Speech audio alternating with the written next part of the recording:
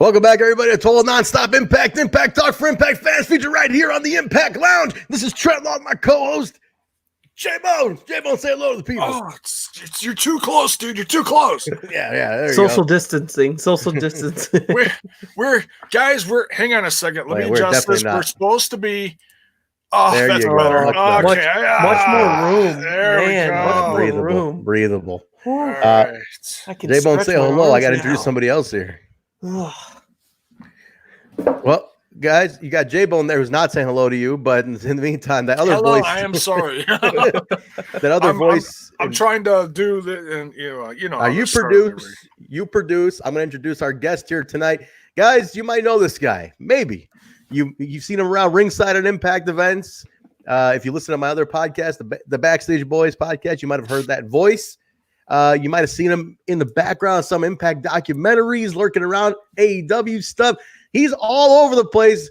Guys, Beezzzzy, Basil Mahmud in the house tonight. Basil, say hello to the Impact Lounge. What's up, Impact Lounge? Trent, Jaybone, how you guys doing?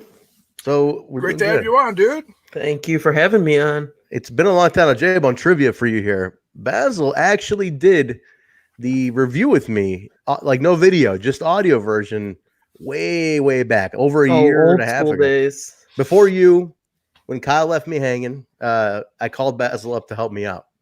So he was in there helping me out for a little bit. So he wanted to jump on. I think I don't know if I watched it, but I know as I was like looking through the videos and seeing who did what, all on the lounge, just to, get a little, history for myself on who did what. Absolutely. So yeah, very cool. Well, good. No, he's back here, guys. So if some of you might have been listening for a while, you'll remember Basil, but it's good to have you back, Basil. Thanks for joining us. But unfortunately, you are still, even though you guys squashed the beef in New York City, you are still Kyle's number one rival. It's like the Dreamer and Raven feud with you two. Oh, man. They hate the Impact Lounge hates me. Okay, so Basil had heat. There was a lot of heat, for a long time, because Kyle is very beloved by the Impact listeners. Okay, and for a long time, this feud, this everlasting feud between Kyle and Basil was going on.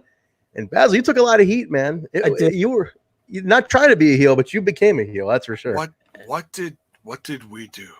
I called Jaybo a scumbag, and look at his name on the chat. Is scumbag. He's scumbag Skywalker. Right? So he is the scumbag. He knows he's a scumbag. I just said what I saw. But no, in all honesty, there's no heat, there's no gimmicks with this episode with me. So yeah, no, we're good. But guys, we have to let we got to talk about it a little bit. I mean, as you guys, if you're in the chat, you're listening here, scumbag Skywalker in the chat is Kyle. And as tough as this is to say, he's being open about it, so we'll address it here. Kyle is sick, and that's why he's not here with us today. Kyle does unfortunately have coronavirus. This is not a joke, not a bit.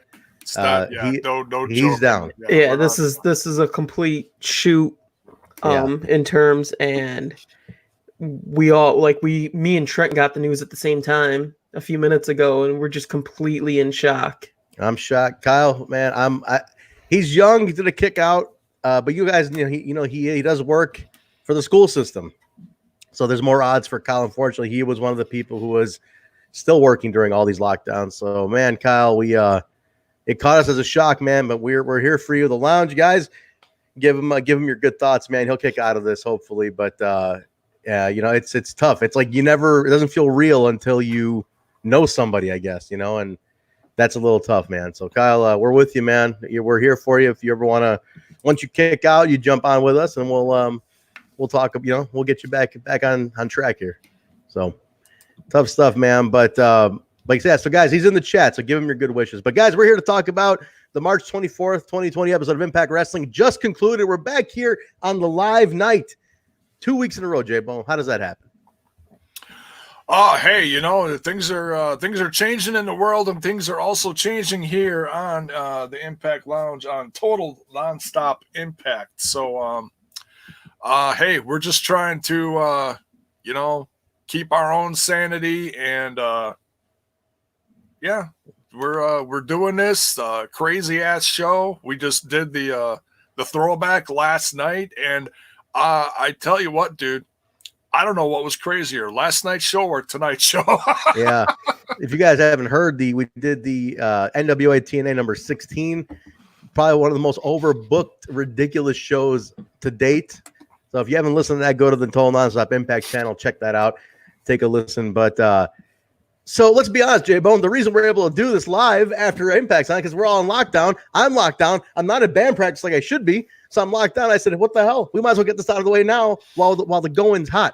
So we're here to get that to you guys. I mean, Impact just ended 50 minutes ago. We figured we'll do this now. Not bad. And so, hey, not bad. So we'll get that going in a second. But first, Jaybone, you got any news for us? I know you're the news guy. So let's talk about some news.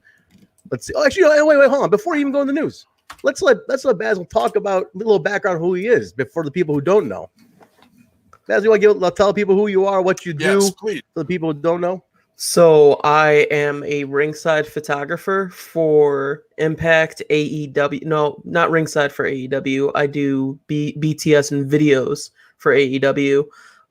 Do a lot of ringside for multiple indies, AAW, freelance, Warrior Wrestling.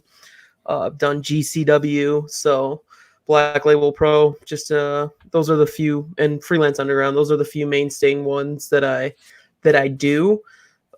So usually I have a camera in my hand. So this last week and a half has been horrible, man, because I had a couple months off Impact, and we, like, myself and Josh Matthews is my boss at Impact, and we discussed, and we had literally probably about 7 dates planned that I was back booked with. I was going to do Lockdown. I was going to do TNA, Rebellion. There was the Detroit show after Lockdown. The Columbus TV tapings, Motown, Showtown, something like that. Yeah, the TV tapings in Columbus, Ohio. All that was planned. All that's gone. I had multiple AEW bookings canceled. Just cancellation after cancellation. You were going to do the AEW Milwaukee one. Milwaukee, St. Louis, both I was going to do. I typically do whatever whenever they're in the Midwest. But right now, my next AEW booking hopefully is still Double or Nothing in Vegas. But I mean, I don't know. And then up in the air right now, yeah, and then I don't know what's going on with Rebellion. I mean, because New York is one of the worst populations right now for this virus. Yeah. Ohio, who knows how long they're staying on lockdown. So literally all of this is just up in the air, and it sucks for people like myself. I have many friends who are out of work. I know about 2 people who still have work, and everybody else is pretty much out skis right now, and it sucks. Yeah. But I mean, it's just for everyone's safety. I know some people might see this as just as a flu or regular virus, but it's a lot more. It spreads a lot faster. We don't know the long-term effects. So staying inside is what's best for everybody. Oh, yeah. Best for business. So yeah, I've got asthma and COPD. I don't have a choice. I've been outside of my house literally once, and that was to step into the driveway, and that is it. I'm not messing around with this. People with respiratory and asthma are like higher risk because Jay's got. That's what Jay's got. He's got to be real careful. You know, it's tough. It's real tough. And then, like I said, it's hit home now with Kyle. So I'm hurting, man. You're my little brother, man. This hurts to hear that, but we're here for you, dude. It's like it just became real, you know. At this point, that's the weirdest thing about this. Yeah. I did not cut my hair, Kyle. By the way, he's in the chat. I did not cut my hair. He has it nice and clean for you guys for TV. Not clean at all. I am a disaster while being on lockdown, guys. I see Trent without anything named, and it's just a big old frazzled mess. Dude, look. I didn't color the beard. You know, Nurse Nicole, for the first time in 8 days, came by, guys, today, and I made her walk up. I'm like, get away from me. Get away. Just stay away. Just stay over there. I mean, it's unbelievable. She'll be in the chat today, too, I think, so you guys can say hello to her. But Well, let's start out. Jay, you got any news? We'll kick it off with some news, and we'll get into the review. Well, Basil actually covered a little bit of it, but Impact Wrestling put out an update today on the events. I'm clicking on it. It's not. Here we go. All right. So March 24th, 2020 update. As a result of the coronavirus outbreak, Impact Wrestling will not be hosting Against All Odds on April 17th in Toronto. 19th Rebellion pay-per-view event at New York City's Terminal 5, and April 24th and 25th tapings in Columbus, Ohio. We are monitoring the situation closely and are looking at alternative ways that we can produce the events. Yeah, it's after that week before the pay-per-view. That's when they run out of TV footage. Yeah. And it says all tickets, if you're not going to wait for a postponement or further news, you can get tickets refunded from point of purchase, is what at the end of it says.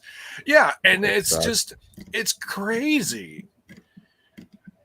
It sucks, man. I mean, it's disrupted the entire wrestling business. It's really crippling a lot of the business too. It's a matter of now is the time for these companies, how you use your media. How do you use your vault? Because that's what AAW is doing. Basil knows we're at AAW. We're releasing full pay-per-views on YouTube, pictures, clips, you name it. Now's the time. Dig in the vaults. Impact's always been great on it, so I think they'll be okay to keep things rolling. Obviously, WWE has a lot in the vault. A company like AEW, though, doesn't have a lot in the vault. They're very new still. They got to get creative and maybe do something else. Yeah, WWE just released pretty much their entire catalog for free right now on the network during the Corona. Now. So that's the big news. Also, some news, Jaybone. It's Lord Bison's birthday. Our very own Bison of the Bison and Joker Impacted show on our Total Nonstop Impact Network. Bison turns, I don't know how old. Did he say how old he is, Jaybone? I don't even know. If you classify yourself as a lord, I believe you have to be over 70. I don't know. Bison, you are 73 years old. Happy birthday, sir. I feel like I need to happy birthday. I used to be a crooner, so happy birthday to you. Oh, I'll stop. Don't start taking your clothes off. Do not take your clothes off. They just released the Impacted show. Just released the Ace Austin episode. Yesterday, right? I'm trying to remember. I can't get my days right. Last week was Ace Austin. Who's coming up this week? Tomorrow is. Oh shoot! I suppose I better start working on that. Tomorrow is. I don't know. I've been so busy with just trying to keep up with all this crazy news. And while you're looking that up, let me tell people real quick what Impact it is. It is a character profile show done by Bison and Joker out of the UK. They just pick a different Impact star and they basically do a character profile on their career history in Impact Wrestling. So they've done episodes on Ace Austin, Kira Hogan, Eddie Edwards, Taya, Moose. I'm trying to remember who the rest were, but just several. They're up to 9 episodes now. They're all out on iTunes and the YouTube channel. So check that out, guys. Number 10 is the Rascals, and that'll be out within the next day or so. Very nice. Very nice. All 3 Rascals. That'd be cool. Cool. All right, man. Any more news, Jay, or can we start the review? The only other thing I was gonna say is just to plug my channel real quick, because I never do that. Dark Side of the Ring aired tonight during the second hour, I believe, of Impact Wrestling, and they're airing both the first and second half, and they also have an after show. Sometime tomorrow, I don't know when, I'll be going over the second half of that. The first half review is on my channel. It's posted. I did that with Beezzzzy the other night when it went to YouTube. Man, seriously, folks, if you're not watching this series, Dark Side of the Ring, it's so well put together. And this episode, this first one that they did is a double, and it's for Chris Benoit but it's more of a combo of Eddie Guerrero and Chris Benoit. So if you're an Eddie Guerrero fan, please watch this. It's hard to watch if you're a wrestling fan, if you loved them like I did, but it's very good. Part 1 was very well done. I'm excited to see part 2. It's crazy because you've never had a story with everybody that close to the situation talking about it on one program all at once. Yes. Exactly. You've always gotten somebody from here. You've gotten Vicky, Chavo, or just somebody, but now you're getting everybody, and you even have Nancy's sister and in on this as well. Yeah, so it's crazy to see this all together as one story. It's like it's a lot, and I heard episode 2 is pretty deep, so I'm excited to watch that one. Yeah, it's going to be the after effect of everything that happened, so that's going to be very interesting to see how everybody tells their reaction to it. Yep, I can't believe it was 14 years ago. That's crazy. Yeah. 14 years have passed already. Like that blows my mind even more than anything. It feels like a long time, man. It feels like what 2-3 years ago, maybe 5, but 14. Yeah, 5, maybe. Wow. Yeah, that's insane. And the effect that it's had on the wrestling industry because of that changed forever. That was it. That was a big shift. It was just a chain link of things that it opened their eyes to. Okay, well maybe we should start paying attention to stuff. Somebody saying that they were 7 when that happened. Jesus. Critical sting for your knowledge, Basil. He is the trivia guy, man. He knows dates and everything in Impact. So he's our referral guy. Is he like our Nate? People in the chat. Yeah, basically like our Nate. Yeah. Let me add to the chat here, guys. Jay, you can throw some random comments up. Mir Neesum's in the house. Bill Gardner, Hakeem Fortins, Critical Sting, Global Wars. We got Lakers in the house. Scumbag Skywalker, as we mentioned. Who else? What else we got here? Wait. I missed Eli Samuel, Rosario's in here. Whoopsie's in the house today, too. Man, it's a rare one. Whoopsie's good for being back. Jamie Wisner's here. Paul Nelson, Global Wars. What else? Kill Steel. Who else? You guys are all. Psycho Sid Bones is in the house, too. Man, very cool. Good crowd. Wait, Acer's in the house as well. Full house. What else we got? Big. We got a nice little crowd here. Good. The gang's all here today. Very nice. Vince Burr, Tim Bischoff here. Oh, different Full House. Dead Punk Gage is here too. Very cool. Thanks, guys. Thanks for all joining us today. Coffee, I swear to God. Speaking of coffee, I'm going to get some more. You guys can. Cage, Brian Cage, huge Fuller House mark. Really, Brian? Yeah, Cage? Brian Cage loves Fuller House. I'll never look at him the same. Jay's getting coffee. All right, we're gonna kick it off though, man. We're gonna kick this off. Whoopsie, the unemployment's making my attendance go up. That sucks, but hey, I'm glad you're here. Zach Bonifer's here too. Mr. Peeps, thanks for being here, guys.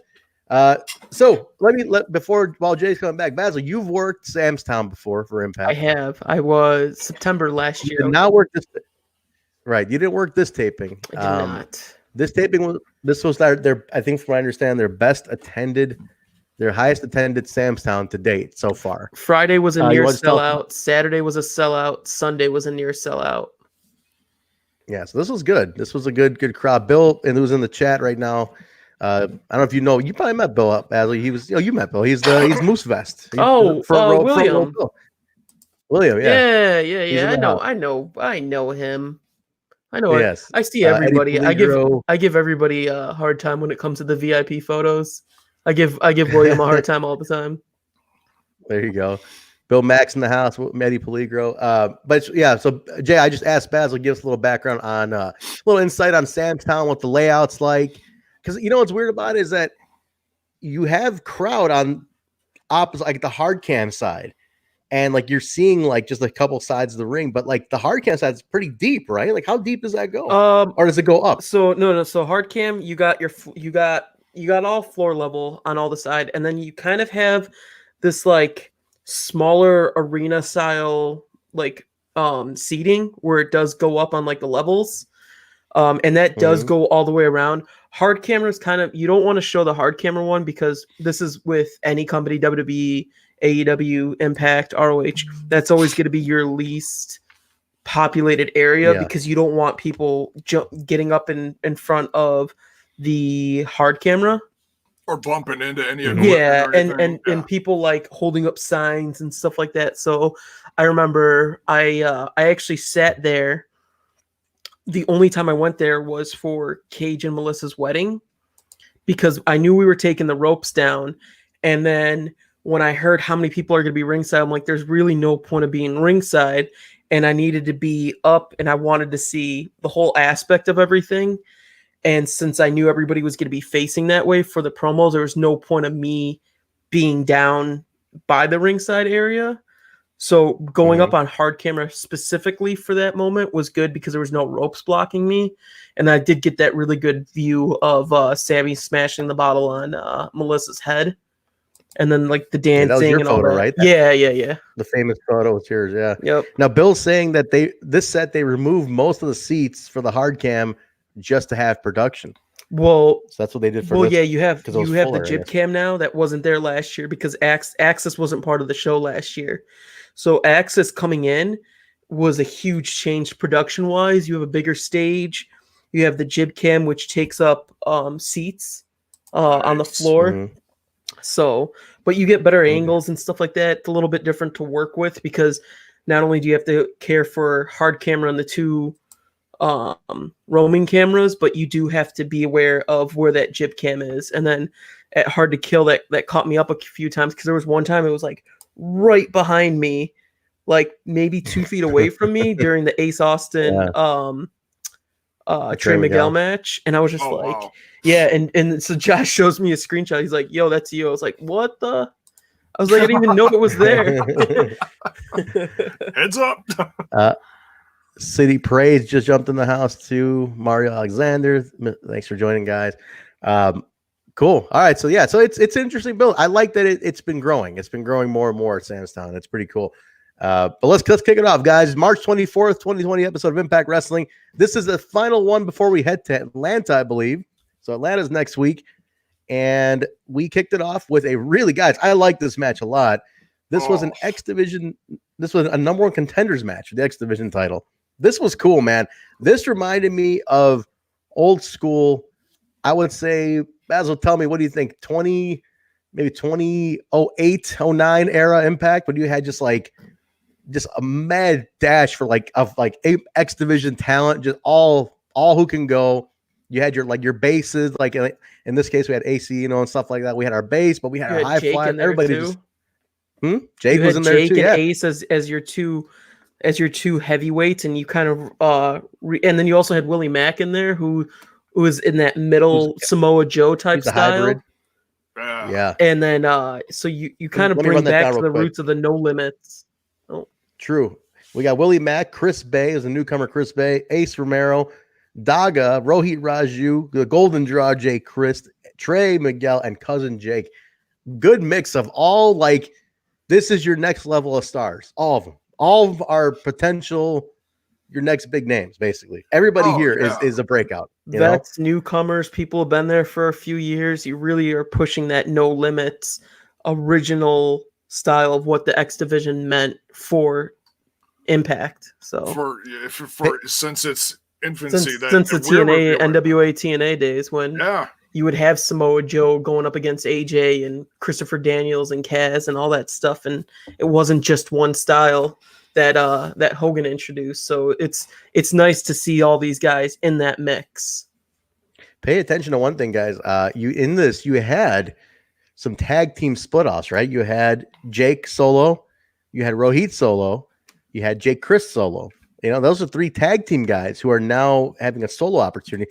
And I gotta say, man, Jake, as we know, Basil, from AAW, we know Jake as a solo guy, and he is fantastic. Jake is as well as Rohit. Rohit and Jake, and I tweeted at one point because there was Rohit and Jake were in the ring, and I just said, if this is special to see these two on TV, if you know why, and some people got it. It's like they're best friends. They're amazing single stars, and I love seeing them go at it in this, and that was really cool. And if you noticed, if you noticed, Rohit attacked Jake at the beginning of the match. Yeah, they got chemistry like you wouldn't believe, but they are amazing singles guys. This was a nice showcase to see. Hey, these guys can do single stuff, and I like it. I like get Jake more into that. I want to see him do some more singles run type of stuff. Like this, guys. This match was amazing though. I loved the one beef I had with this match though.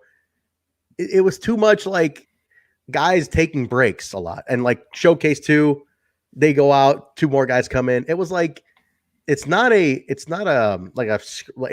one of those where you have to 2 guys can only be in the ring at once. It's a scramble. So I don't know why was it like where 2 guys just giving 2 guys here, do your spots. Okay, you're done. Let us 2 jump in, do your spots, let us jump in. I didn't get that. I didn't get why they were doing that. It's a GMSI match. It was a little. It was exactly. It was a get my shit in there.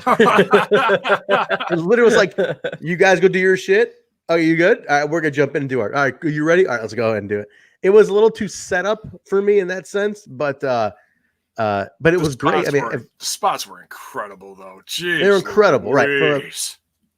Visually, it was like, wow, this is just amazing to watch. And then when Ace did that dive, took everybody out, it was like, God damn it. The whole thing came together nicely. A lot of action, though. This truly was a lot of action.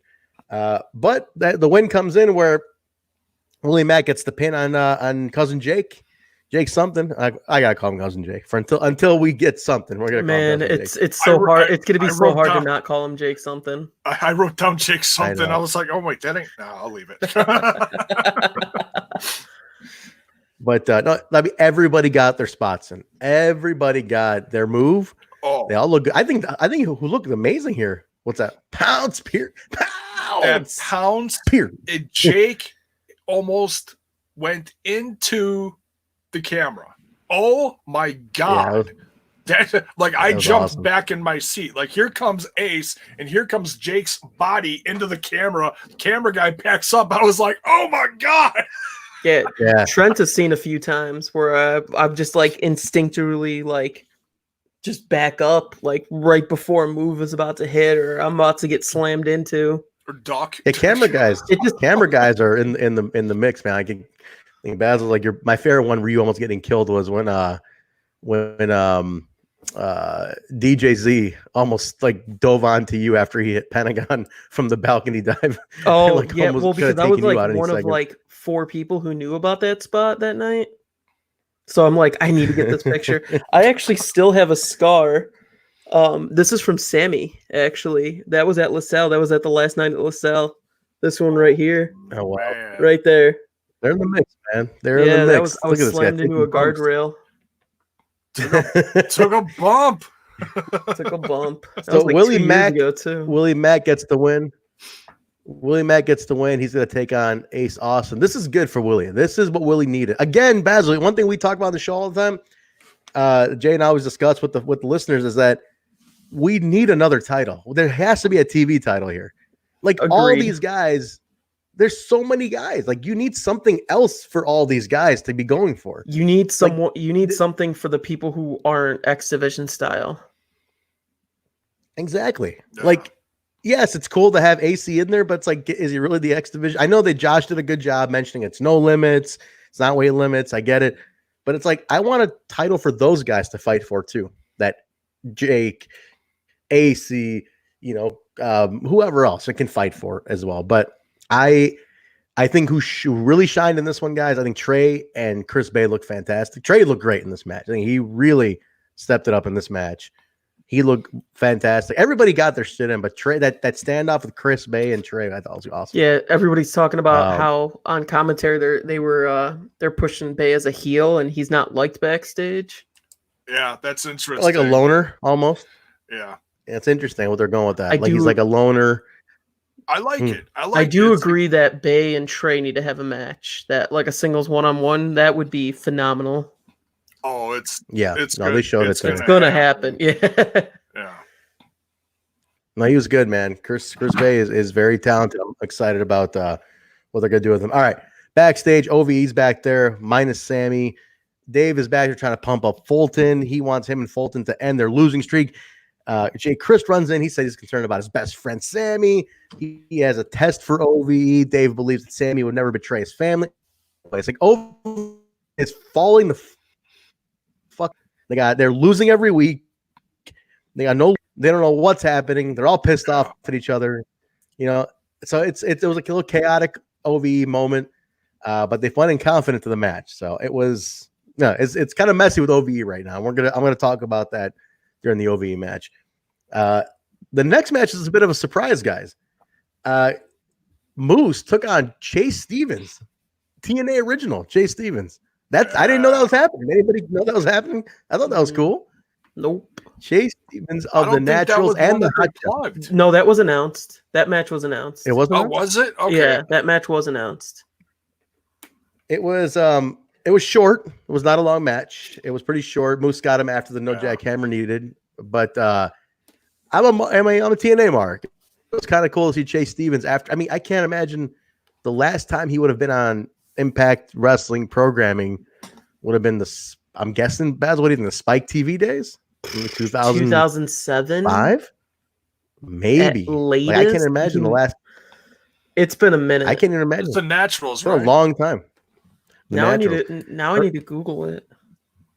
And Jay, as you know, since we've been doing the throwback shows, he is part of the Hot Shots in the early day, like at NWA TNA number 2 and 3. He's in the Hot Shots, and then he comes back as the Naturals later on, which is what probably his best run was the Naturals. Yeah. But he's old school. I mean, this is like 20 years nearly ago that Chase Stevens was on NWA TNA. But I think he's great. He's training now. He runs Wildcat Sports out of Louisiana. His son is that kid who did the balcony dive off in the shopping mall. So if you need a reference point of Chase Stevens, but I think he's great. Not too bad. It was interesting to see him. I'm pretty glad we had something like that. But 2007. 2007 was the last time he appeared, huh? It was. Wow. The last time was July of 2007. Wow. Does it say the match? Or wait, June 2007. Yeah, it was a TNA World Tag Team Title #1 contendership 5-way. LAX defeated the Naturals, which Andy Douglas and Chase Stevens, Serotonin, Havok, and Mitra. Who was that? I don't know. Remember, and Brother Runt and Lance Hoyt were they were a team. Holy shit! And then Kaz and Rhino were a team. Kaz and Rhino were a team. Jesus, what? Lance. Can you imagine Archer teaming with Spike Dudley? That's true. Well, I remember when they brought him in as Dallas with Kid Cash, and that was when they first got that Fox Sports deal. Yeah, I remember that. Even before that, Jay, we're gonna see him in the throwback shows eventually too. He comes in Nashville, so you're gonna see him in Nashville. Actually, he shows up on the weeklies. So it's crazy to think. Wow. So Chase Stevens back, but he tries to take out Chase a little bit further. Scott D'Amore gets on the mic. Rare for Scott D'Amore to be on the mic in front of the audience. Very. And he comes out and he says, "You might be Mr. Impact Wrestling. You want to kill TNA? You know, you think TNA is being talked about too much?" He goes, "I got another TNA veteran for you." And out of nowhere, Suicide comes back with a cool ass mask. By the way, did you guys see that mask? The little fringe, but the different skull in the front. I thought that was cool, man. That version of Suicide has been used on the Indies. Oh, okay. That was. I won't say who, but that version. Caleb Conley was doing it on the Indies, right? Yeah, with that mask. Yeah. Right. I think that was out there. I think he might have put it out there or something. But I know, was that Caleb again? Was that Caleb again? I don't think this was Caleb. Okay. I personally think this may have been.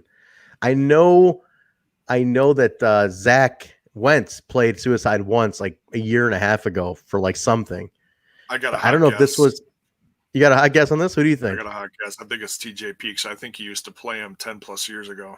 He did. He played Suicide, and then when they shifted into Manic, TJ's at the tapings. Who knows, man? Maybe so yeah, he takes out Moose. It's a nice little thing. I mean, I've been talking about this, about how I like that Moose they keep him busy with these interesting stories to really build up that catalog. Like, he's the guy who took out all the ECW guys. Then he took out all the TNA guys. You know, like he's always involved in something where he's like got a mission, which I like. You got to keep Moose going. He's a legend killer 2.0, man. He really is. Definitely is, man. I like that they keep him busy. Moose has to keep furthering until we're at the title picture again, and I think hopefully within the next year, my prediction is for Moose to be in the title picture within the next year. And the way I feel it's going, we're prime for. Listen, me personally, I'm gonna put my prediction out there right now. I'm thinking it's going to be Moose and Elgin for the title at Bound for Glory this year. That's a prediction I have. Ooh. That's where I'm going with it. I think Elgin. I have my money on Elgin to take the belt from Tessa at Rebellion. Whenever they get to do that, who knows? But I'm thinking we're leading up to Moose and just a battle of the behemoths in the main event of Bound for Glory, man. That's what I'm looking forward to. We'll see. Man, I remember, what was it, Slammiversary 16 when we were all at your house and we were cheering for Moose like crazy against Aries. Yeah, dude. It was man, Moose and Aries. I remember us being real bummed that he lost. But in retrospect, I think he needed to shift that character, which he did. That made heel Moose. It created heel Moose. The Moose you see today is because of that. Did. Totally, 100%. So, and keep those comments flowing too, Jay. There's some good stuff coming up in the chat here. But cool. All right, so now we cut from that to Rosemary at the bar, and now Rosemary's very much in this new style. She's freaking out. She's kind of spazzing. You know, Rosemary doesn't know she's dressing down one of the Valley girls at the bar. And she hears a voice from across the bar, and this is great. She thought it was the guy next to her, and she's like, "What did you say?" And he's like, "It wasn't me." And he's like, "You hear another voice go, is that all? I think what was it, 20 years or something about like what you've been fighting for 10 years or 20 years or something." I forgot what the actual comment was. And then the voice like 20 years. He goes, "Look at me." It's so they pan over, and it's Raven at the bar. And he's like, chilling. I've been hating Dreamer for 25, almost 30 years. He goes, "I'm gonna be in the old folks' home, and I'm still gonna be feuding with Dreamer. I don't care. It's not a true blood feud until you put 20 years into it." He tells her, and it was just great. He's just like, "Whatever. I've hated Dreamer for years. I'm still gonna hate him. Doesn't matter. That's just how life is. That's a true blood feud." And she's like, she listens, she takes on the learning tree. So now keep count here, guys. On this episode, we've had Chase Stevens, Suicide, and now Raven appear thus far. Tell me TNA is dead at this point. It doesn't end at this point. TNA. By the way, did you guys see the TNA throwback shirts on the website now? Shop Impact. They have new retro TNA shirts. The 2001 or 2011 logo. Yes, but it's got like a weird shadow effect to it, so it's a little different. You don't know how hyped I was when that TNA show finally got announced, because Ethan Page and myself were just like begging for this show. And the moment it was announced, I was like, "Mine. This is my show. Yeah. I'm shooting it. I don't care. Nobody else gets dibs on this." Didn't you call Josh or like, "I'm doing the TNA show"? I literally and I did the same thing with Lockdown. Like when they hyped it, when they're like the most dangerous event coming back, I'm like, "Lockdown's mine." He goes, "How do you know it's Lockdown?" I'm like, "Duh." Yeah, because we were gonna go. Told. So me and Ethan were like, "Dude, Lockdown's coming back." And he goes, "Lockdown's coming back?" And I was like, "Hell yeah!" And he was excited. I was excited because we're both TNA marks. So, dude, it's awesome. We were set to drive up to Lockdown. We were set to go up there this weekend. That was this weekend. We were gonna leave Friday. That was last week. To Lockdown. That was that would have been yeah, it was this weekend. That was it. And you even agreed. You even agreed to come to do the to stay with me for the Detroit show. We were gonna do the whole weekend. It was all set. I mean, I've been to Lockdown. I'm so bummed now. I went to Lockdown 2010 in St. Louis. That was the angle of moonsault off the top. I went to that one. That's the only Lockdown I've been to. That was a good one though. But this would have been nice. 2010 and 2020, I would have been in lockdown. Damn it. But it'll get rescheduled. Guys, it'll all get rescheduled. I'm putting that out there now. It will get rescheduled. The question for you, Basil, in the chat. Basil, you got a question here. How is Josh as a commentator for Impact, and how is he as a boss?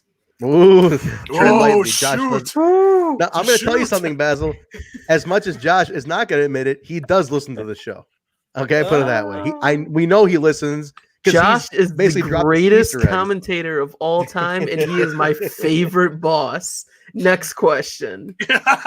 You just got rebirthed. No, so I don't honestly, for the shows that I shoot, I don't watch back. And Trent knows this is just how I am. I can't rewatch because like I consume it 3 times live. Yeah. I'm editing and then I'm shooting and I'm re-looking through all my photos. So it's like I take it in a lot. Josh as a boss, very easy to communicate with personally for me. Has been since when I worked, what was it? Homecoming last year. That was my first show. First one was And Homecoming. yeah, and we did that weekend because there was a TV taping on that Monday when they used to do Monday tapings after the pay-per-view. And there's just been very easy communication. He's an early morning guy. He doesn't like to communicate too much at night because he has family time with Ashley and stuff like that. But it's very easy to communicate with him. If I tell him I want to work a show, he's very accommodating to it because I'm not contracted. I'm freelance with them. So, but yeah, very easy to talk with.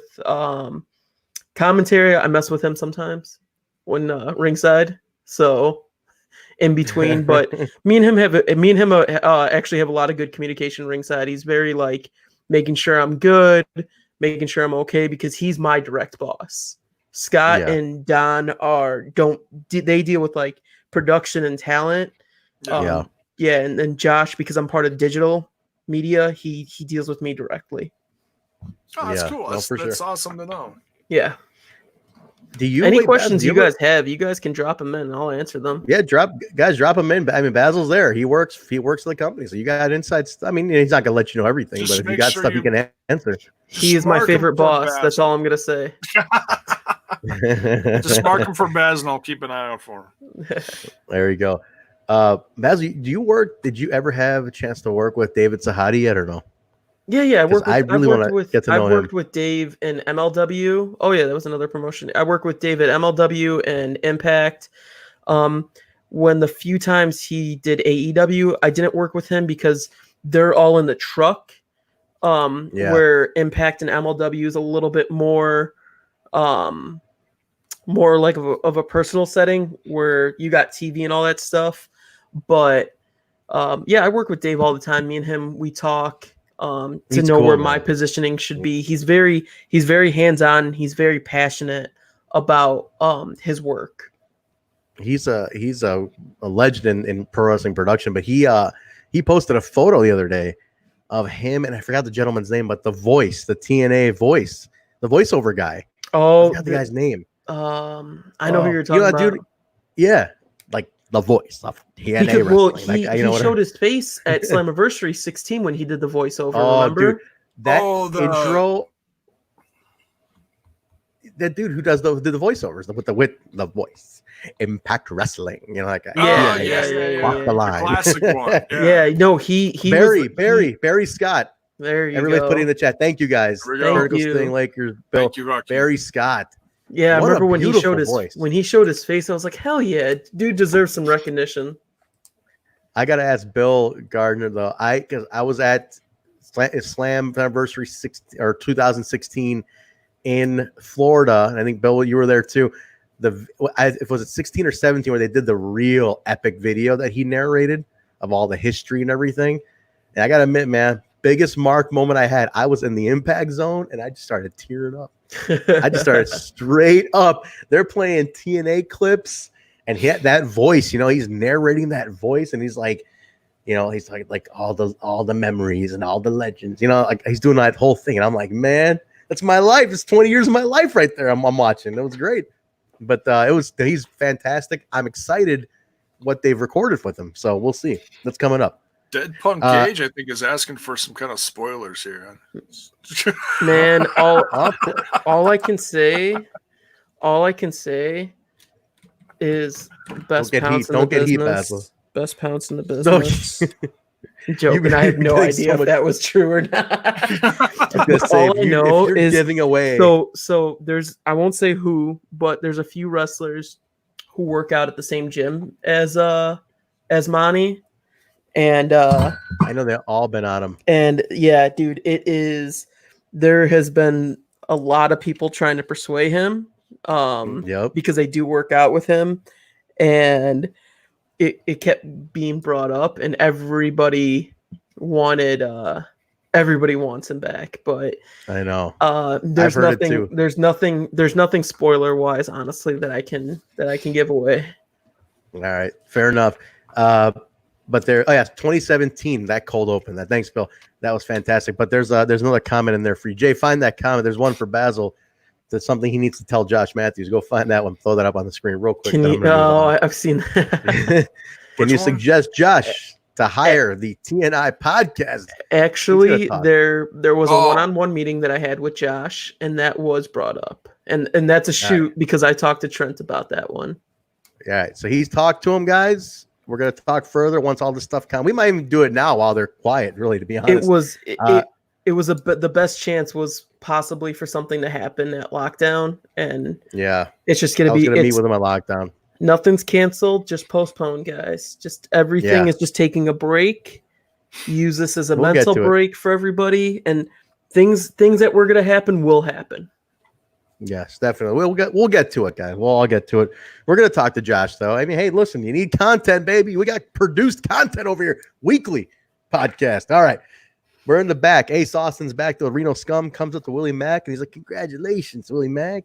And he's like, Mac's like, no. I love how Willie talks. He literally talks like he don't give a fuck about anything. He's like, you all trying to do, be my friend, but I see you, man. You're doing all these, trying to get in my head and shit. I wish Willie could swear on Impact because it'd be great. Because him to throw in like some and shit at the end of some real sentences would be great. Willie's Twitter, top. Yeah. Willie's Twitter. Willie's Twitter is amazing. Willie's Twitter is like top 10. Easily. Nice. All right. He says he's ready for the opportunity to take the X Division title. I think this is a perfect matchup. Swinger, out of nowhere, Johnny Swinger comes up and he's like, "What happened?" Because it was supposed to be the Mac and Pac, and he's like, "No, I could see you win the X title, and it'll be the Mac, it'll be the Pac versus the Mac for the X Division title." So I love that they're still keeping Swinger in the mix on this. I love Johnny Swinger. I'm a big Johnny Swinger fan. I think he's hilarious, and he legit wears a fanny pack everywhere. I've seen it. I think Hard to Kill, right, Basil? He was rocking the fanny pack. He rocks the fanny pack everywhere. Dude, he's an old school brother. Awesome. He does. He's got his date book. Johnny Swinger, his Instagram is gold.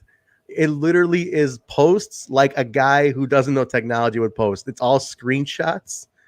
Have you seen this, Basil? I think that's a shoot. Screenshots. I think that's a shoot. I don't think that's a word. It's even better. I honestly believe that's a word or that's a shoot.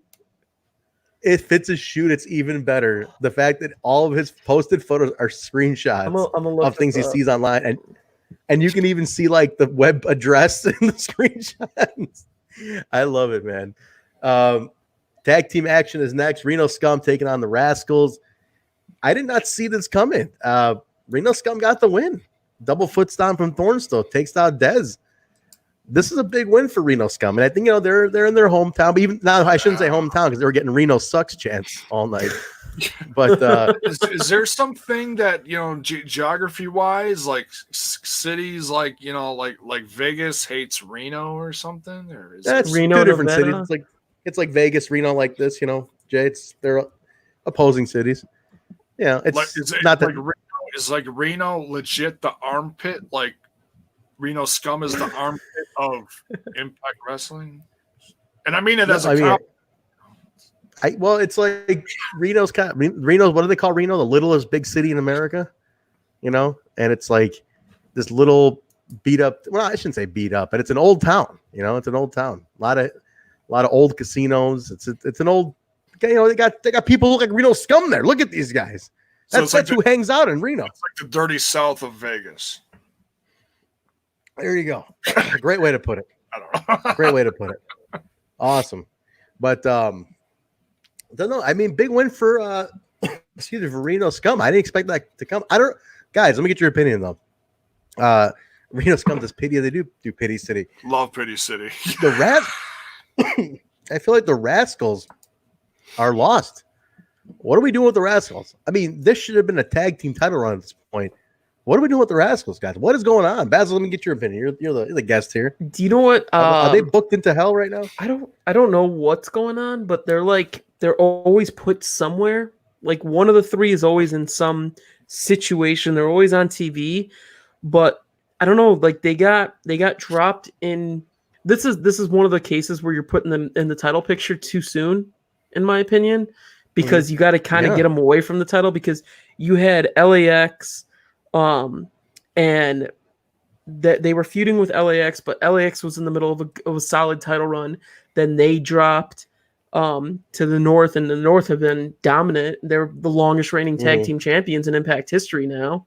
So it's kind of hard to build up anybody to get to that next mark when you have such a dominant team like the North, who that's the problem, win after win. And I don't know. I feel like they either need to wait for new tag team champions to happen to beat them, but Impact isn't really known for their really short title reigns with their champions, especially in this current era. I mean, you have Taya well over a year. You have the North, who are 9 months so far, or what? It was like right the day before Slammiversary last year. So I mean, yeah, you got a long reign. And then right now, everything on pause. So I like that Ethan acknowledged that. He's like they got the longest title reign record. He's like, thanks to the industry being on pause, it helped. Get into the. It's crazy, but honestly, even without that, they would have hit it. Oh, no question. They would have hit it they would have hit it. Does Impact work with Shamrock's Jim and the lady with Sabu, his wife? That is his wife. Super Genie's his wife. Super Genie is Sabu's wife. She does come ringside. She does work with Sabu. And then Shamrock's Gym is in Vegas. So whenever they're in Vegas, it's good to get footage from there because that's Shamrock in his element. And it's always best to show people in their element instead of just, here's the same background that we used for the last 2 years, or here's this hallway that you guys see. It's always best when you see somebody in their own element because they feel like more like themselves than a character that they're playing. And I think Shamrock in his gym is perfect because Shamrock's an MMA fighter. Yeah. So. No, it's cool. But no, going back to the Rascals, I think like we lost a good opportunity to.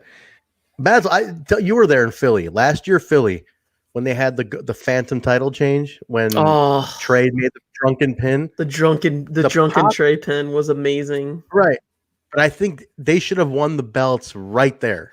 I think that was because they were so over, man. In Philly, like the pop was like, oh my god, and I think they've never gotten them back up to that level since. That's what's killing me about it. It's hard because it's when you lose, when you constantly lose, it's hard for fans to stay invested because if they know what the payoff is going to be already, it's hard for them to care because they're like, well, we tried this 2 or 3 times and then they lost. It's like, okay, now this is going to be another loss. And I'm sure that's how the momentum is.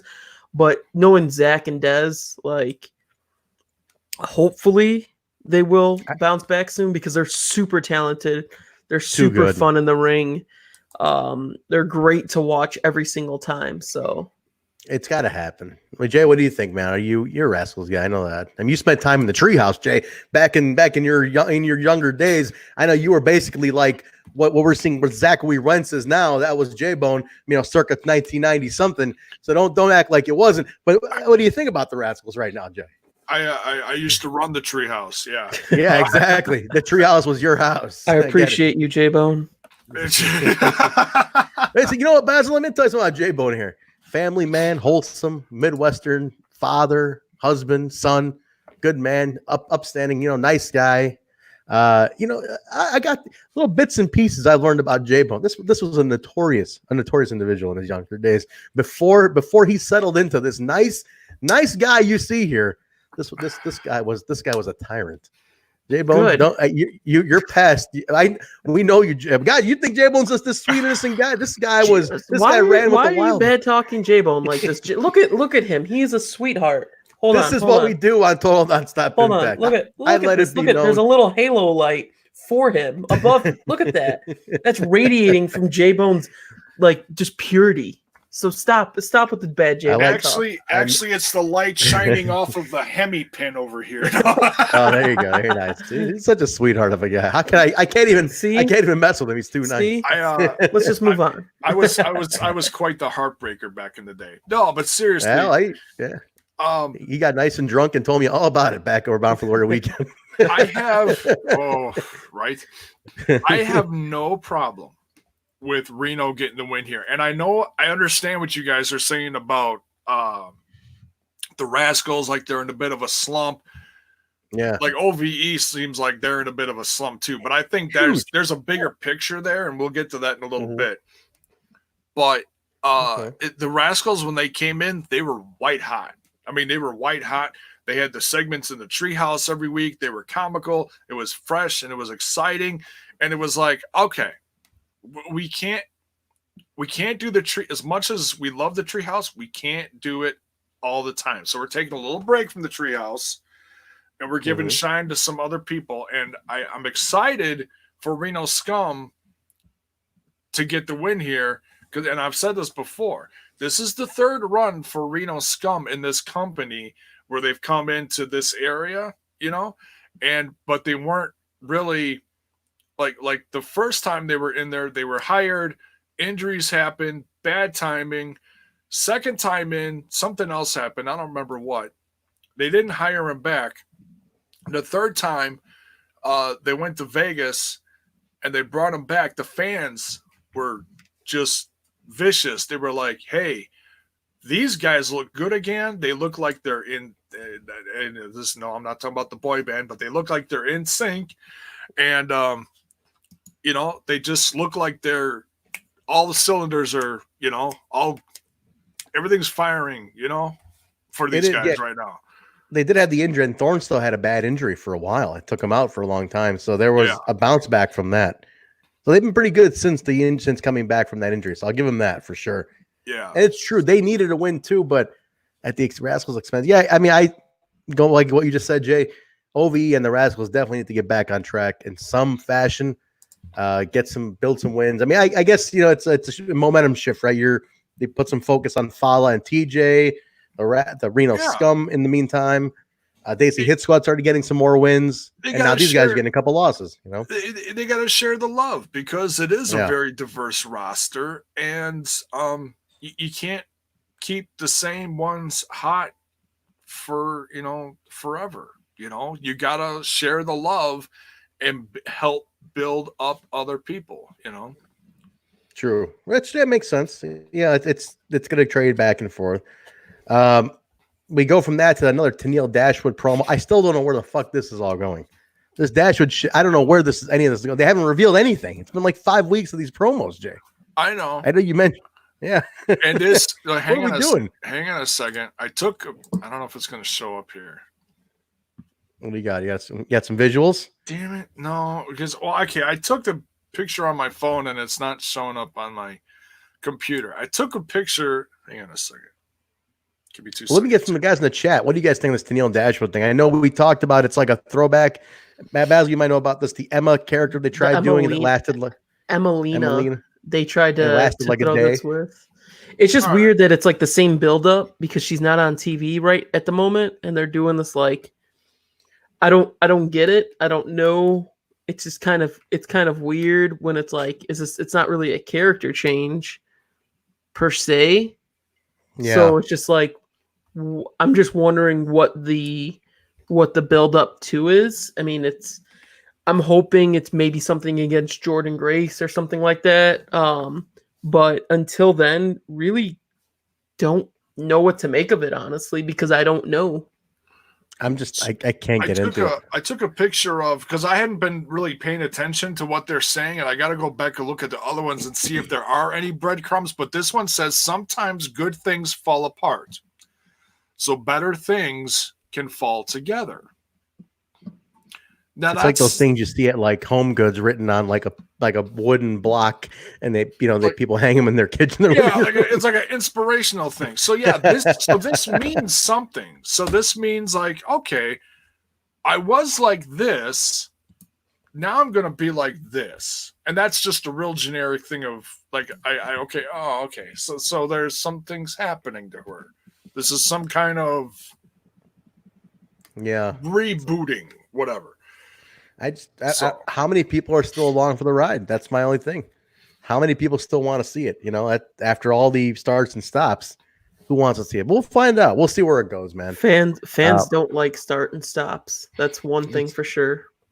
Definitely. And with somebody like her who never really got over to begin with Impact, it's like, do we really feel like it's worth investing in? But they feel like it. Clearly, Impact wants to do it. They're putting the time and money into her. So that's another case of why are you putting? You don't need to put someone who's new into the main title picture, because she went straight for Taya and then lost. It's like, okay, now what do you do? It's like build up, then get to that title run.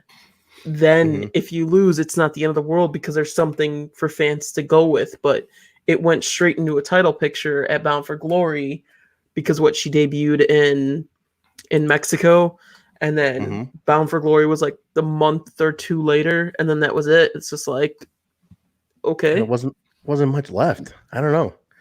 I don't be surprised by Tennille Dashwood. Underrated is all I can say. We'll see, man. Sid, I hope you're right. For their sake, they're investing a lot into her.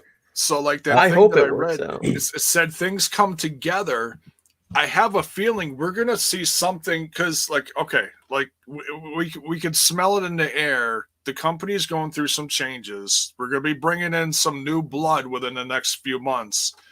Well, and I know it's hard to say that with everything that's currently going on in the world, but I'm sure they've got plans down the road.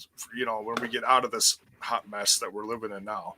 For sure. In this real life we have to unfortunately live with.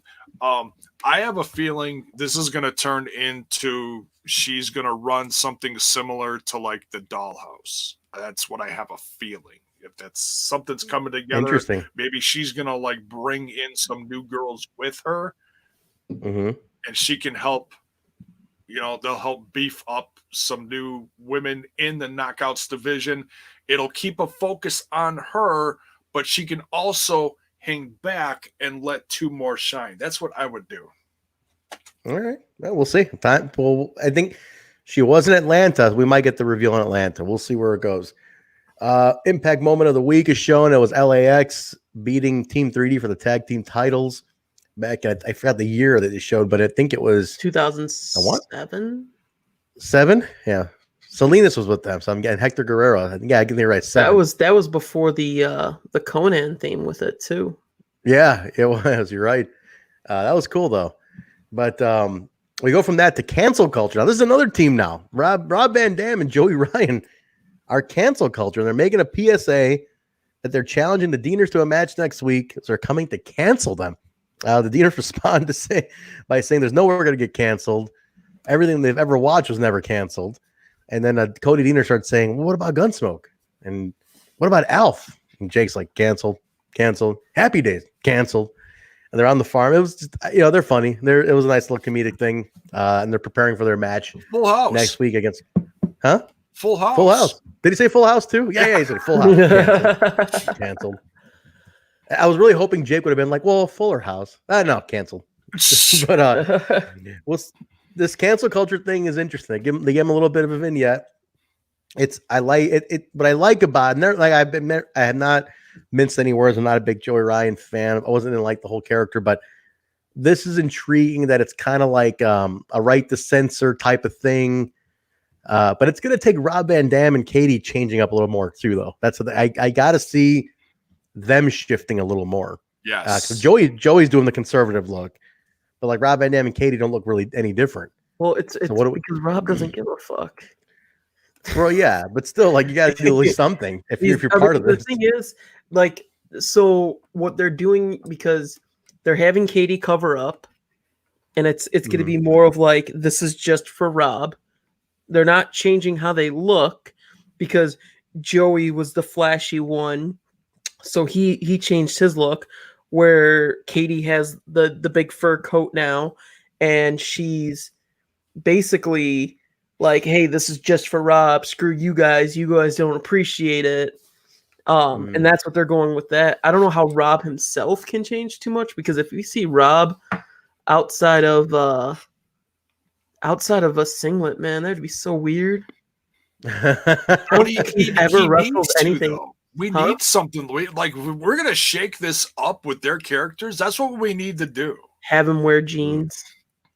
Yeah, like something as wacky as like, oh my God, John Cena's in jorts, like just something crazy. It's this is one of those slow progressions I think that we're gonna see with the character, because Rob didn't do all his high flying moves. He didn't do the stuff that popped the crowd. So it's those incremental changes where Joey went full on, like change 100%. Rob is the older guy. He's kind of set in his ways, so he's going to change slowly, and I think it fits with that. And he's also been a little like weirded out by it, like the friendship between the two. He's kind of been like, he's okay, like what are you guys doing? Okay, imagine if he's been showing that he turning on Rob for Joey. I could see it. It'd be interesting. I could see it. But we'll see. We'll see where they go with that. We cut from that, guys, to Sami Callihan promo. ICU screen interrupts. Sammy's in a kind of an undisclosed location. Says he has a plan, and that plan is to take out Ken Shamrock, and he wants the world to know that he sees everything. Now, let's talk about this for a second. We talked about last week. Split 50-50 on the ICU reveal. Some people liked it. Some people said they hated it because it was too predictable. I felt it was done too soon. I think we should have gotten it in Atlanta. Not yet. We should have stretched this out a little bit longer just to really keep everybody guessing. But now it's Sami. He's really running with the ICU thing. It's a fresh thing for him. Is he leaving OVE? What's going on? What do you guys think? Basil, let me start with you on this one. What do you think? What do you think about the ICU thing? How do you think it's set up? Thoughts overall? Well, I wasn't shocked because I knew it was Sami. So well, even like all the lead up, we all kind of knew it was Sami. The issue that kind of happened that was like a big giveaway. I mean, I don't think taking Sami off TV while it was happening was a good idea. Exactly. Leave him on TV. Left Sami on TV, had his shit get interfered with, take him out as a possibility. Right. Exactly. And then he also did kind of like an ICU gimmick with who's the guy from England who does the I don't know. He had a match with him at for Pancakes and Pile Drivers. England. Sam something. I don't remember his name. Okay. Anyway, what about him? But he's part of like the Russell culture or whatever. What culture? What culture? Yeah, that guy. The bald-headed one. Simon Miller. Simon Miller, yeah. And he kind of did the ICU gimmick on Simon Miller on their promo match. And I was like, that kind of gives it away right then and there. So if you follow Sami, you see that, and that kind of gives it away. But I don't know. In my opinion, it lacked the surprise, and I think it should have taken out. I think Sami should have been on TV to take it out. Yeah, everybody knew it was Simon Miller, but me, I completely forgot. It's okay. Go to the last. Go to the last comment there, Jay. No, that's what he does. He does the Macarena. Drops his head. Drops his head. That's what Simon. Watch. If you pull up Simon Miller's Twitter right now, you can find. You can find that gimmick that he does. He bops his head. You'll see it. Anybody who sees it, even his promo pictures, it's him like this. I think it should have been stretched out a little more. I agree with you. I think Sami shouldn't have been on TV, and he should have been acting like it was interfering with him too, like just to throw suspicion off a little bit. And I like that they were doing little clips of ICUs that had its own Twitter and Instagram, that it was like he was, leaving flyers. They had an ICU cam, and he was in the production truck.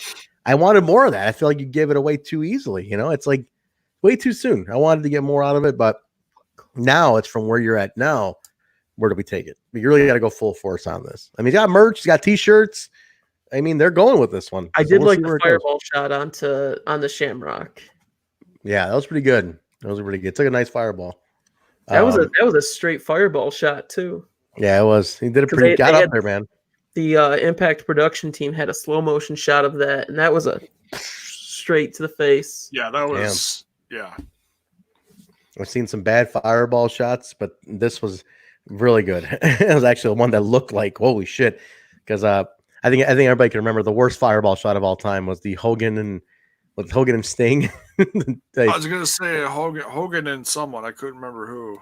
It was a Hogan Sting match, I believe, and he just Hogan Warrior in like what's said to be the worst WCW match ever. Oh, that was from what, 98? Yeah, 96, 98. Yeah, that was 98. No, 96. He was anything Warrior in WCW was just awful. Hogan literally he was like, I want Warrior Nation. Thank you, Vince Burrows. Halloween Havoc 98. Halloween Havoc 98. Garbage. Oh, so bad. Like it literally fizzled in his hand before he got to do anything with it. So bad. But we'll see. This was a good one. Sammy hit a great one though. We go to OVE now. I'm sorry. I was saying Impact Launch should hear us having a Sammy conversation. Oh, they've heard it. All the guys have heard me having a Sammy impersonation. We'll get one towards the end. We'll get one. There you go. OVE, Madman Fulton and Dave Chris taking on Rhino and Sabu with Super G in their corner. It was, guys, what the hell, man? I mean, look, I love Rhino and Sabu. I get it. I have a big mark. I was a Sabu mark from 1994. Let me put that out there. I love both of them. What in the hell is happening with OVE? They're losing again. I knew you were going to say that. I knew you were going to say that. What do you got? That's just because I could smell it from the beginning. I knew you were going to go off about this because I probably smell. I have not. You said it last week. You said it last week. I just want to let you know. Say, look, see, this is Impact Wrestling. This is storytelling. Some things, and this is a slow burn. So we just got to be patient. Something's going on with OVE. Understandable. I mean, they alluded to it in the beginning. I get it, like that they're losing. I get back on track. But man, it hurts to see them lose this much, Jay. I mean, where do you go from here at this point? I know. It's. I think honestly, this is going to be a slow burn to. This is what I would do. This is going to be whatever is happening with Shamrock is going to happen with Shamrock, or was going to happen with Shamrock, right? And maybe the eventual thing was Sammy is going to bring in someone to help him destroy Shamrock. Okay. And then that is going to face off eventually versus OVE. All right. I mean, see where this is. Sammy, I don't rule that out. It's always so hard to see. When you see like the older people like that going up on OVE and stuff, especially like I'm a huge Fulton fan. Yes. Oh yeah, we're big Fulton fans here. He's finally given some chance to shine. You know, he's had some hiccups. He's had a bit of a roller coaster in his career between NXT and WWE and injuries and whatever. And he was in MLW for a while. And he was he really? I didn't know that. Yeah, MLW a couple of years ago, Sammy had a different crew. It was like a different universe. It was really interesting. Sammy had a different crew of Fulton and I can't remember the other guy's name. I can never remember it. It was like White something White. But yeah, he didn't have the Crisp brothers. It wasn't OVE. It was something completely, it was another Twilight Zone version of Sammy. Same Sammy, different Sammy. You know what I mean? Sammy, different Sammy. Leon Scott? That's a Critical Sing thing. Leon Scott? Okay, thank you. Leon Scott. I was going to say Leon White. This guy knows that. Sorry, anything we're stumped on, he put Critical Sting. He's like, boom, there you go. Let me correct you guys. And this is back when I actually used to give a shit about MLW. So, but yeah, Sammy's, and then Sammy, did his whatever he could in there, and then they brought in Cornette and he and we know about the whole that story. They had a Yeah. back alley brawl, and Sammy left. And but yeah, so then when they all left and Fulton wasn't being used over there, I kept saying out loud on my podcast, I'm like, man, when the hell is Fulton going to join Sammy over in Impact Wrestling? It'd be the perfect monster to be a part of this. And when they finally did it, I was so excited for it. So yeah, this is storytelling. It's a slow burn. I know it sucks to see OVE losing, and sometimes they've been a joke in the past, but patience, guys, just patience. I hear you. But it hurts. No, trust me. I'll tell you what bugs me more. Sabu? 24 times during the match, before the punch, before the kick. That's his thing. I get it. It's just, you know what? It's hard to believe someone like, I don't know. You just it gets harder to believe when the guys get older. They beat the younger guys so easily. Well, a guy like Fulton, I mean, come on. Beast. He shouldn't be dropping losses to Sabu, man. Right. And that's my thing. There's a believability factor that's getting lost here too, you know, and that's when I'm like, shit.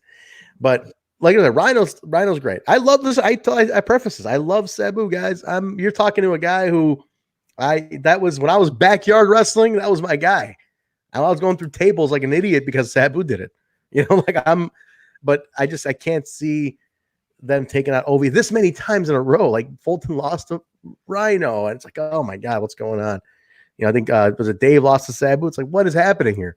But I see what you're saying, Jaybone. There is the long term, because they did allude earlier in the show that we're falling apart. We got to get back on track, and this is just another notch on that, right? Like we're out of control. Yeah. We'll see where we go.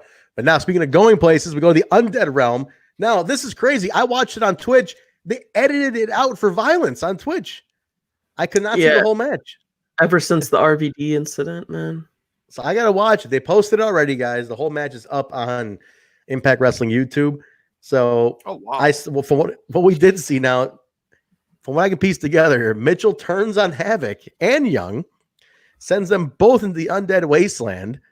Rosemary comes in there and saves them, snaps her fingers, refocuses them, gets them out of the Undead Wasteland, and he puts on, she's like, I have to go back to the club or something, and puts on like her sunglasses because she's a Valley girl now. She's a Valley demon, and she leaves. And then these two go back to Mitchell, and he's like, oh, yes, it's time. Finish it off. Good. Yes. Oh, very good. Havok. And then she's like, had enough, and she fucking shanked him. She shanks. He's gone. What'd you say? He's gone. She shanked goddamn Jim Mitchell. She kills Jim. He got shanked like a prison snitch. He got shanked. And she took him out. I think somebody said that in the chat earlier, that he got shanked like a prison snitch. And then he goes into like, this is the best part of the show. He goes into like, it's like the last legit 5 seconds of the show. I laughed out loud. He goes into like, he's, you know, you're seeing the light when you're dying, and he's like seeing like bunnies and trees and sky and abyss. Yeah, dude. When the abyss thing happened, everybody in the Twitch chat popped. I lost it when Abyss is like, yeah. I'm like, what? He's holding the tax. He's like, I got tax, Daddy. then the best line of the night, he was dying. He goes, who booked this shit? Yeah. I popped, dude. To me, it was the greatest thing. It was like, who booked this shit? I laughed so hard because that ending with the cats, and then they show Abyss with the tax, and then he's, who booked this? You gotta say it like him. Version of heaven. Cats, bunnies, and Abyss. Cats, bunnies, and Abyss. Who booked this shit? There you go. Man, that was awesome.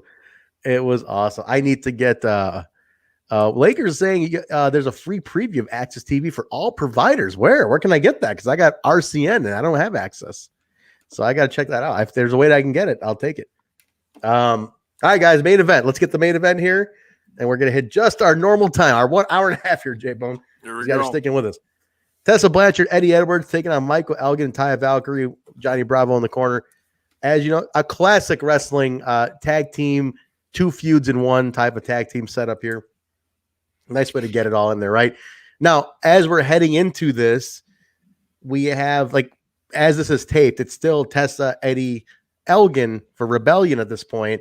Taya in the mix, still, trying to find her place.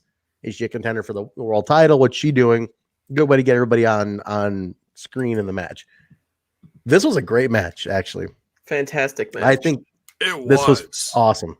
Right? This was really, really good. And I was a big fan of the mixed tags. Like the two people who were, or the two teams. Like I was like, Taya and Elgin, okay. And then Tessa and Eddie, I'm like, this can actually work out really well because it's all top talent. Yeah, it is. Totally. Yeah, I was excited for this just because I know how intense the ladies have been. Like, if the ladies had been super weak, I'd have been like, man, I don't know if I can watch this. But the women have consistently brought it, especially Taya and especially Tessa. So I'm like, okay, now you're going to put them up against 2 guys that are going against Tessa and Rebellion. It's like, oh my God. Yeah, this is going to be, yeah. And Tessa always is like 1,000% just, okay. I gotta say I was a little concerned when I saw her in the ring with Elgin, but they told a story. Everybody told a story in this one. It was a great match. I loved it. You're in a very precarious position with Taya because the other 3 are in the main event until the cancellations, but they're in the main event. Taya is like in a lost realm. She's toying with Rosemary a little bit here, doing that thing, but she's already challenged for the world title, the heavyweight title. She's not really in the knockouts title mix right now, but she's a top dog, So, like, what do you do with Taya? This was a very interesting spot to throw her into. I thought it was really smart. It was basically like, here, we're going to put her on the stage. Let's see how it takes. And I think she delivered 100%. I think she really killed it. She looked great. This right here. Yes. You gotta talk about this. Dude, yes. That power bomb by Doug Tessa on Eddie's back. I thought it broke Eddie's back. And they kept showing it, and hello, brutal, man. The guy with the back problems here was cringing. I was like, what they're doing with Taya is what they did with Tessa. They're just slowly integrating her into that scene, and you start doing it with the intergender tag matches, or you start doing multi-man matches to get that wrestler used to the style. So it's just getting her acclimated with the guys, and we saw even Tessa try to go for the X Division title last year. You can see Taya maybe going for that. I mean, because she dominated everybody in the women's division. So it's just like, what was left for her at that point? She's run through it. It's more possibilities, and I'm good for it. I like Taya. Taya's extremely talented. She thinks about every aspect of her persona, to her gear, to how she talks, to who she associates with. It's just that culmination. It's such a different Taya than we had that Queen Taya look, which I was a big fan of. But now we kind of got a mix of the two with the Wereroka Taya and that Queen Taya. And you got this, like, you got the Lucha royalty, and it's such a dope look, and it fits really well with the guys because she's on that level of just talent. And I'm not saying that the guys are more talented than the girls by any means, but I'm saying she can be a world champion for the company. She's believable. I'm so impressed because she's also such a great character. Taya in vignettes is fantastic. And you can be like, man, I just love watching her perform in whatever she does. Her and John are great. I tell you what, man, I got to tell you, the last 5 years, because I get these reminders from Facebook, because I used to like repost a lot of stuff from the Facebook Lucha Underground. So I get these reminders in my timeline like, oh, okay, this happened 5 years ago. This happened 6 years ago. Stuff like that. Watching the evolution of Taya from season 2 over the last 5 years till now has been one of the greatest evolutions of a woman wrestler that I can ever think of. I mean, she sold me from that cage match that she was in with Brian Cage in season 2 of Lucha Underground. So good. Completely blew my mind when she got thrown over the top of the cage, down through a stack of tables, not just a table, a stack of tables. I was like, oh, this she one takes licks like nobody's business. Like she will roll with the punches. And do you know what kind of her trajectory reminds me of, Jay? Is almost like a young Triple H going through all the different phases of maturity and power and that's thirst interesting. for the title. Like Okay. if you think about it, like she was very young with the whole royal gimmick and being all prestige, and then she just kind of felt her own with the Wear Loca, and now she's like the stature thing is very important to her, kind of reminiscent of 2003 Triple H, I would say. Okay. So it just reminds me of that because she's very talented, good on the mic, fantastic in ring. It's always a pleasure to work with her, Yeah. and she's not camera shy. I have so many promo pictures of her. And And put this one back up here. That shot of the bloody Taya at the very end before they went back into the Undead Realm, that close up when she's like busted open, like she's gonna have a nice black eye from that one. Man, she did have a black eye. She covered that up, and she had to wrestle like 2 days later. Yeah, she was like going with the airport. She's like, I'm covering this up. Oh, it was a nasty black eye that she had. Damn, I saw her. No, actually, I saw her 2 days later at Warrior Wrestling 8. Oh, that's right. Yeah, that's right. I saw her a few days later at Warrior Wrestling, and she covered it up really well. And I was like, "Yeah, we're not doing promo pictures." She's like, "No, not today." I'm like, "That's fine." I'm like, eh. And like, we already have the orange outfit that we got at Bound for Glory, so we're good. So don't worry about it. Because I always try to get the Impact. If I can get Impact guys at indie shows, I will. So like, I got new Tessa ones, new Daga. I've gotten Jordan Grace at Warrior shows. So Sammy. I always try to get these guys wherever I can to kind of help fill out, so I'm not as work heavy at the shows. Nice. No, she's fantastic. The pairing that ended up with John, he was originally with Johnny Impact, and how he ended up going to her almost by default because Johnny left. What these two did, it was 10 times better than him and Johnny. So it's the pairing is great. I want more Johnny Bravo and Ty. I think it's fantastic. So I'm looking forward to more and more with these two, man. But the show did close with the Jim Mitchell dying. We kind of just mentioned that, guys, that with that whole package, but the show closed with that whole death angle. But that was it, man. That was the March 24th, 2020 episode of Impact Wrestling, Sam's Town, Las Vegas. That was a great episode, man. I thought it was fun. It was some things we brought up that were questionable. We debated a few things, everybody in the room here. So I think Atlanta tapings are going to be telling. We got 3 weeks of Atlanta tapings, but they're not starting Atlanta next week. We are getting the TNA throwback show, which was taped in Atlanta. They're doing that TNA retro show next week. That's afterwards. That's at after? That's going to be it. So it's still going to happen from 8 to 10 Eastern time, and then 10 o'clock Eastern time for an hour will be the TNA throwback show. Oh, I see. Yeah, I'm looking at here. Next week we have announced so far Josh Alexander taking on Eddie Edwards. Let's see. Moose is going to be there talking TNA. Sammy Callahan is going to address Impact Wrestling Management, and then an at-home interview with Rich Swann, guys. Don't forget about Swann, baby. He's around. Let's talk about Rich Swann. So, wow. So we're gonna get a little sit down with Rich. As Basil and I know. What's up? You forgot about Rich there, Jay? No. Yeah, you didn't forget about Rich. No, I haven't forgotten about him. It's just nice that there's like that the company is like, hey, he's still here, Yes. No, for sure. Speaking of still here, I did hear something recently that the Brian kids. I was going to bring this up at the beginning and completely forgot with all this stuff that we're talking about, with the real life stuff with Kyle and everything.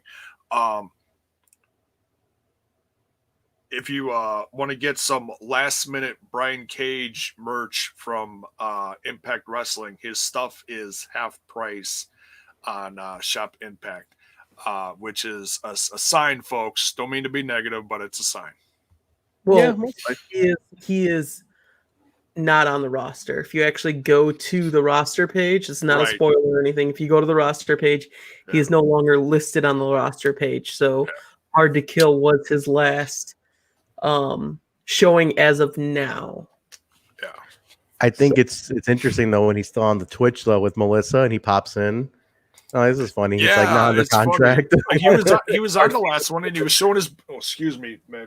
This guy. I'm telling you, this guy is just a pain in the ass lately. It's like we're supposed to be social distancing. Just put this down. Just get the.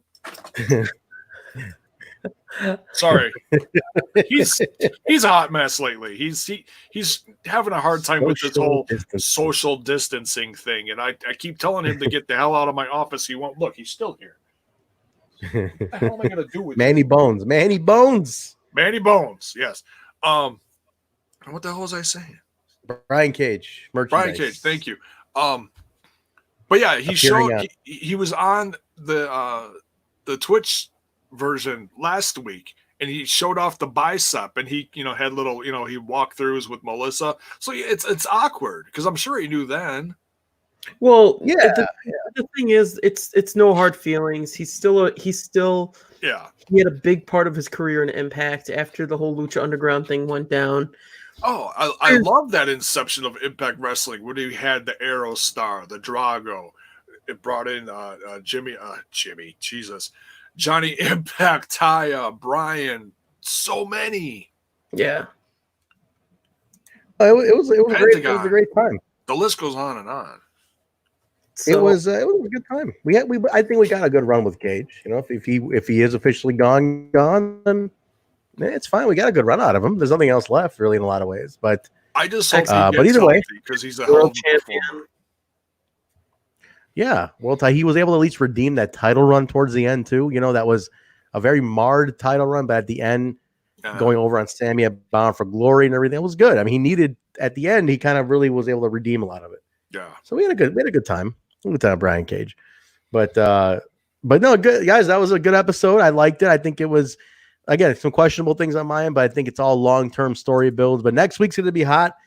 We got some stuff announced. We got the TNA throwback show next week, and then we're in Atlanta. So let's see where they go from here as we're heading into the abyss in a way, because there's no Rebellion now. Rebellion's canceled. It's we're going to find out what happens, as we run out of TV in the next 3 weeks. Not really sure what they're going to do. They got to get creative. Maybe they'll do vignettes. Maybe they're going to go to the vault, release pay-per-views. Who knows? All wrestling is trying to stay alive right now, guys. Support your favorite company. Support Impact Wrestling. Go to Shop Impact. Buy merch. That's the best thing you can do right now is buy merchandise. Keep the company in a good state. Help do your part. But that's going to do it, man. What else we got? Anything else, Jay? We miss anything? Just a reminder that we should keep the scumbag himself. Yes. In our thoughts and prayers. If anybody's a praying person out there, we pray scumbag Kyle gets healthy. Well wishes, whatever you want to send him, love and light, anything. Just send it to him. Get guys, you can tweet him at KL_TNI on Twitter and give him your well wishes, man. I mean, this is a very scary thing. Taking over our world, it's disrupted our lives. It's real tough, and now it's hit home. He's the one person I know who's got it. It sucks. It's really scary, but we're praying for you, Kyle. We love you. We're hoping you kick out of this very soon, and you'll be all right. And when you're done, come back on the show and then say hello to everybody. But yeah, guys, shoot him a little get well at KL_TNI on Twitter. Yeah, Kyle. But, all right, let's get it. Want you to come back and yell at me, please? Yeah. Resume the feud, Kyle. Resume the feud. feud. I'm willing to do anything for him to get over this, dude. Like, yell at me, call me a piece of shit. I don't care, man. Just get better, please. Yeah. How about this? You get better, Kyle. The two of you come back on the show, and then you talk about the meeting in person that happened at Melrose Mall, the final showdown that ended up happening. And I'll even squash my beef with them just so that these two can do that. Yeah. So. All right, deal. All right, Basil, where can people find you, man? Where can people find your pictures, everything you do, Impact photos? Yeah, plug everything. You can find me on Twitter and Instagram at Beezzzzy. That's B, 2 E's, 4 Z's, and a Y. All my pictures are at basilmahmud.com. BAS as in Sam, ILMAHMUD.com. And where could they find you, Trent? Oh, wait. Sorry. Have it. That's our gimmick from the other show.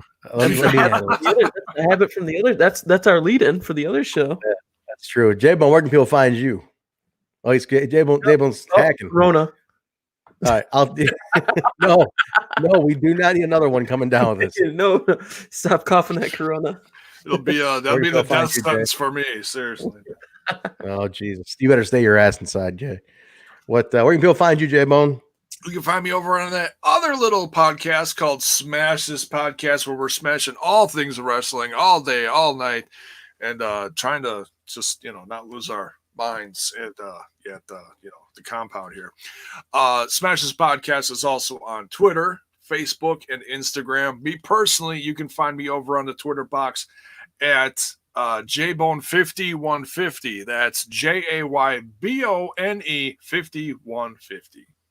Very nice, guys. You can find me at Vanilla Joke on Instagram and Twitter, or Hemi Music, Instagram, Twitter, and Facebook. And you can find me at the Backstage Boys podcast that I do with Basil. We do an Insiders podcast on independent wrestling production, some of our work that we do behind the scenes. If you want to know a little bit more about what goes on behind the scenes, check out the BSB show on all social medias, Instagram, Twitter, Facebook, or on your favorite podcast app. Just look up the Backstage Boys podcast.